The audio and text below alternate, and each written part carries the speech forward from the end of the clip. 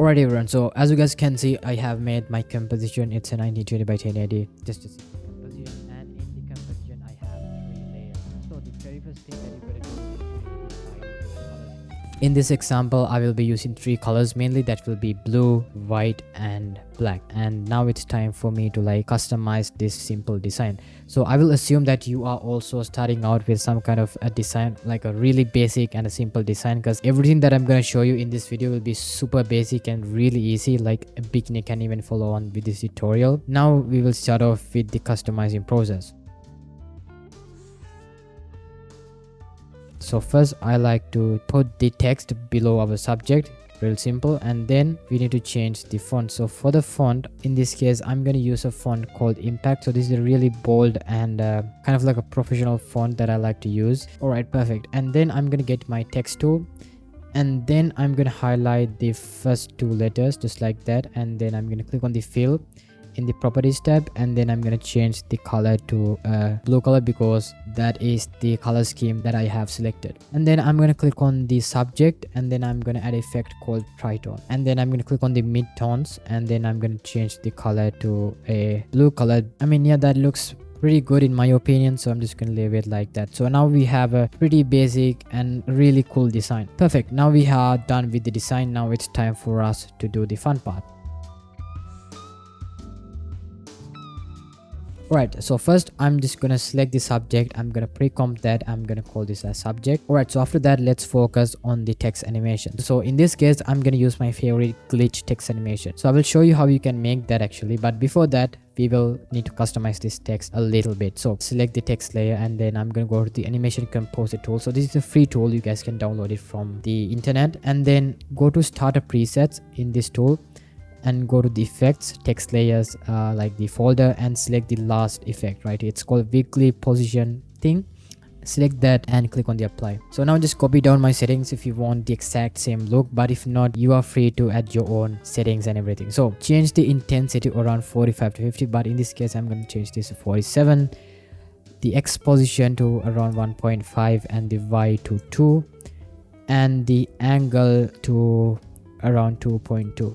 And after that, if you play this, you will have a really simple, as you guys can see, it's a really subtle and really simple kind of like a wiggle to your letters. Okay, so next what I like to do, I like to select the text, and then I'm going to use a tool called decompose text, again a free tool. Change the decompose into characters and select the first option and click on decompose. So what this will do is basically it will make separate layers for each of these letters. So I can delete this layer. So now as you guys can see, I have a separate layer for letter M, U, S and K. Once you have done that, I can do the glitch text reveal. So what you got to do, you need to select all these 4 layers by holding shift and click on animation at the top, apply animation preset, and then I'm gonna apply my animation preset. It is this one right here. And after that, I'm gonna zoom into my timeline, and then I'm gonna offset the timings by 4 frames. So 4, and then the next slide should be by 8 frames, and then the next one should be 12. So as you guys can see, I have basically offset the timings by 4 frames, and if you play this, you will have something like this. As you guys can see, it's a really simple and really clean effect and a text reveal, and I really like that. Next, what I like to do, I like to select these layers and pre-comp that and call this as text, and then I'm gonna select this. I'm gonna add kind of like a overlay. It's kind of like a dirt texture, so I'm gonna drag and drop that, click S and scale that up quite a bit, and then I'm gonna duplicate this text layer, and I'm gonna call this as let's say matte, and then I'm gonna put it on top of our dirt texture right here, and then I'm gonna go to the track matte option, and if you cannot see the track matte options, just click on the toggle switches modes at the bottom, and then change the track matte of the dirt texture to matte, so it will show the texture only on the text layer, and that's what I want. And then you will have something like this, and then I'm gonna change the blend mode of this to this one right here to give that kind of like the contrasty look, and then I'm going to select that, click T, and then just lower down the opacity to around 60%. So the next thing that we got to do is I like to add kind of like a drop shadow to the subject. So I'm going to select the subject, I'm going to add a drop shadow, and distance I like to make it as 0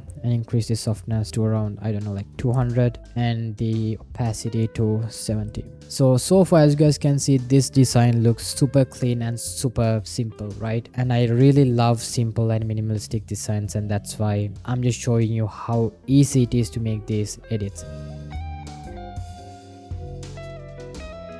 Go to your project and click on composition, new composition, and call this as animated background. Same settings, and just click OK. And then make another composition, and this time change the width and height to 450 by 450 and call this as pattern. So after you've done that, I'm assuming that I'm making kind of like a documentary video about Twitter. So I can make an animated background with the Twitter logo on it. So that's what I'm going to do right now. So for that, I have a software called Iconsight Picture Snap. This is a really good software, and you can download this for completely free, but it also has the paid version, but you can just use the free version just like I'm doing right now. By the way, not sponsored in any way. So yeah. So in the search tab, I'm just going to search for Twitter, and then it will give me all the Twitter logos. So you just go to the all tab, it will show you all the Twitter icons and everything. So now I'm gonna use this one, it's iOS 16 fields. So click on that and you can change the size. So in this case, I'm using this pixel rate, and then all you gotta do, you just want to drag and drop that into your project. And that's how simple it is. All right, click on that, I'm gonna click S, and then I'm just gonna scale that down. As you guys can see, this is a really high quality image. I'm just gonna make this around 6, and then I'm gonna click P on my keyboard, hold Alt and click on this. Again, a really simple expression. It's a wiggle expression, so I'm gonna type wiggle, and in brackets I'm gonna type 1,10, kind of like a floating animation. And I'm just gonna change this to around 0.8 and this to 8. Okay, and then I'm gonna click R again, alt click, and then add another wiggle expression, and then this time I'm gonna type 0.9 comma 1. And if you play this, you will have a really simple animation. And then I'm gonna go to the animated background composition, and then I'm gonna drag and drop the pattern into this. And then you need to click on that, and you need to add an effect called the motion title, and increase the output height and output width so it covers the full screen. Click S on your keyboard and scale this down, and I'm gonna scale that down. Yeah, I think that looks pretty good. So now what I like to do, I will select the layer, and then I will keyframe the phase and go forward in time, and then I will increase this to around, let's say, 220. And I mean, this is completely random values. You can just play with these values, and you can put the values that can suit your edit. So then I'm just gonna move the keyframe to the end of the composition, and it will look something like this. And then I'm gonna click P, and then I'm gonna keyframe that as well. Click U to bring up all the keyframes. Go to the end, and then I'm going to change the X position, and make sure that you hold in shift so you're not like changing the Y position as well. So hold shift and change the X position to your right side, and move your keyframe to the end as well. So now if you play this, you will have a really minimalistic and a animated background. And then I will go to the main composition, and then I'm gonna drag and drop the animated background on top of our main background layer, so it will look something like this. I'm gonna click T, and then I'm gonna lower down the opacity to around 20, and then we will add a Gaussian blur effect, and we will increase the blurriness to, let's say, around 15. Yeah, just play with the settings until you find something that you really like. Perfect. And then I'm gonna select the subject, and I'm gonna click P, right click, separate dimensions, and hold click on the Y position, and again we will add another wiggle expression. Make this 1.5 comma 11. So if you play this, you will get this Y shake, and I think I will change this around 1. And yeah, I think that looks pretty good. Alright, perfect. And then I'm also going to click R, and we'll add another wiggle expression,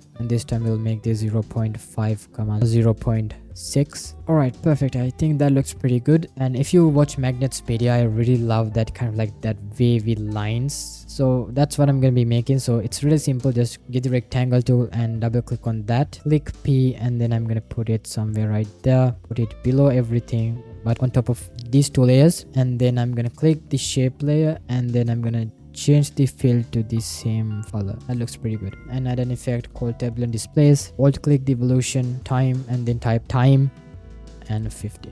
And then we can maybe increase the amount quite a bit, and of course the size. That's completely up to you. And after that, you can basically change the position.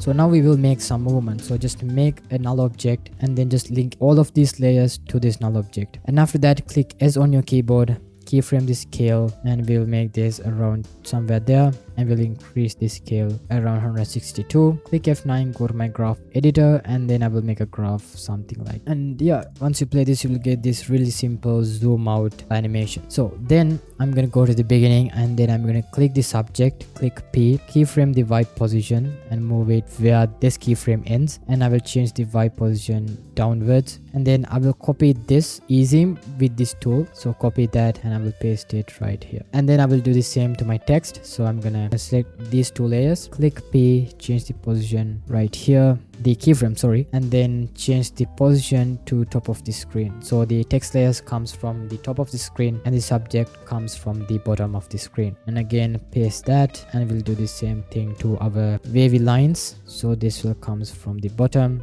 and the same easy. And once you play this, you will get this really simple animation. Perfect. And then what we will do is we will make another null object, and we will select this and we will link this to this one. Rename this to scale movements. So now we will click S again, keyframe the scale and put it somewhere here, and I want the length of this composition to be around 5 seconds. So I'm just gonna put the keyframe right there, go to the beginning, and I'm gonna increase the scale to around 114. Then I'm gonna click P on my keyboard, right click and separate dimensions, alt click the Y position and type wiggle in brackets. I'm gonna type 0.8 comma 9. So once you play this back, you will get this constant movement in your composition. This is what I really want, because most editors do not actually do this. They just leave the composition as it is, like from the start to the end. It needs to have kind of like a scale out or kind of like constant movement. And how I like to add that is through a little scale out and a shake, and that's what I did. It's really simple scale out animation with Y shake. And now we are completely done with animations and everything else, and now it's time to add the icing on top, and this is where all the magic happens. So let's start. First thing is we will add an adjustment layer, and we will call this as blur reveal, and we'll add a Gaussian blur effect, and we will keyframe the blurriness, put that keyframe right there, and then we'll also add another effect called tint, change the color to black, keyframe that as well. Click U to open up all the keyframes, and then change the amount to tint to 0. Go to the beginning, and then we will change the amount to tint to 100% and the blurriness to around, let's say, 68 or something, and then we'll just paste the same easing. So I'm gonna copy the Gaussian blur effect, and then I'm gonna add that to my text layer as well. Click U, and then I'm gonna change the blurriness, like offset the timing. Alright, perfect. That looks really good. And now it's time to add the main elements. So these are the main effects that I use in pretty much every edit, and it is kind of like my signature thing, and that's how I make these simple edits to look much more professional, clean and cinematic. So let's start. So the first thing is we will make adjustment layer, and we will call this as lines. We will add this effect, change the transition completion to around 12, change the direction to 90, and change the width to 5. Maybe you can lower down the transition completion to around 11. That's completely up to you. Alright, perfect. And then we will make another adjustment layer, and this time we will rename this to looks. So the very first effect that we will add is the deep glow effect, and then we'll change the exposure to 0.37, and then I will increase the radius to around 300, and then we'll add another effect that will be the noise. We'll put this noise effect on top of our deep glow effect, and we'll change the amount of noise to around 8, and then we will add the vignette effect, put it on top of the noise effect, and we will change the amount to 160, and then I'm gonna select the layer, adjustment layer, and then I will add the lumetri color, put it on top of all the effects, open up the creative tab, and then I will add kind of like a look. Select the drop down, and you can basically select any LUT that you find interesting. So in this case, I found this one works pretty well, so I'm just gonna use that. I'm gonna change the intensity to around, let's say, 70, and of course you can play with the sharpen, the vibrance and everything else. And I think I will go to the subject, lower down the color to something like that, increase this to like 30. Yeah, that looks pretty good in my opinion. Perfect. And then we will add another effect called warp and make sure that this is on top of all the effects. We will change this to fish eye, and I will like to change the bend to around -10, so it will have that kind of like fisheye effect. But if not, you can increase this effect like this, but I like to go with negative value just for this purpose. And after that, we will make a solid and we will call this as edge blur. So this is a trick that I learned from Marple. I don't know if I pronounced that correctly, so this is a really good channel if you want to learn After Effects. So then I'm gonna get my ellipse tool, double click on that, and then you need to add a fill and change the color to a black color. Open up your mask and increase the mask feather to around 125, and then you need to add an effect called solid composite. So yeah, sorry if I sound like a robot, by the way. Okay, then we will add another adjustment layer and we will call this as final effects. We will select that. We will add the camera lens blur effect. We will change the blur radius to around 12. Click on the layer and we will change that to the edge blur layer that we have just made. Change the source to effects and mask and turn off the visibility of the edge blur, and you will get this like edge blur kind of effect in the corners of your composition. And then we'll select this layer again. We'll add an effect called S_warp chroma and then change this value to 1.014. You can basically play with that and it will give that kind of like that RGB split effect. And make sure once you add that effect to cut this weird cutout thing, add the transform effect and increase the scale to 103. So yeah, that's it. Before, after, and as you guys can see, it makes a huge difference once you add these effects. And these are kind of like my signature effects that I add to basically every composition that I work on. And once you are done with this, all you got to do is you can toggle switch the modes and then you can enable motion blur to all these layers. So if you want to increase the motion blur, there is a trick. So you need to go to your composition settings, and if you go to 3D advanced tab, you can change the shutter angle. It means how much of motion blur this composition will have. So if you want more motion blur, you can increase this to a value like 400 as I have done in this composition, but if not, you can lower down the shutter angle. So in this case, we'll just go for 360 because that's kind of like default value. Enable motion blur, and then if you want, you can change the composition frame rate to 60 to have a pretty smoother animations and everything. So after that is done, you can just composition, add to media and Kodak Q, and export this, and you will have a really simple edit ready to use in your main video. And so yeah, that's basically it for this tutorial, and we'll see you guys on the next video. Bye bye.